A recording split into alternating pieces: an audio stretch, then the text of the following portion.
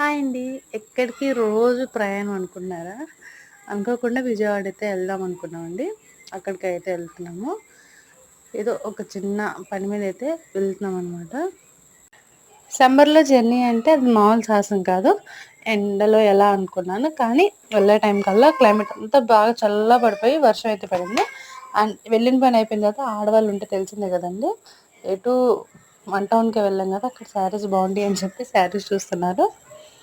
వాళ్ళు శారీస్ చూస్తున్నారు. ఎవరి పనిలో వాళ్ళున్నారు. మావాడి పనిలో మావాడున్నాడు. వాడైతే చక్కగా ఎంజాయ్ చేస్తున్నాడు జర్నీని. ఎలా ఉంటాడో ఏంటో అని అయితే కొంచెం టెన్షన్ అయితే పడ్డాను. మీలో ఎంతమందికి బాదం పాలంటే ఇష్టమో అయితే కామెంట్ చేయండి. అనుకోకుండా బయలుదేరాం కదా! చాలా ఆకలేస్తుందండి. తినే టైం కూడా లేకుండా బయలుదేరేసాము తినకుండా. విజయవాడలో ఏది విజిట్ చేయడానికి మీరు బెస్ట్ ప్లేస్‌గా అనుకుంటారో దాన్నైతే కామెంట్ చేయండి. ఈ మధ్య మేము విజయవాడలో ఎక్కడికైనా వెళ్దాం అనుకుంటున్నారు. మీరు చెప్పిన దాన్ని బట్టి అయితే ఎక్కడికైనా ప్లాన్ చేస్తాము.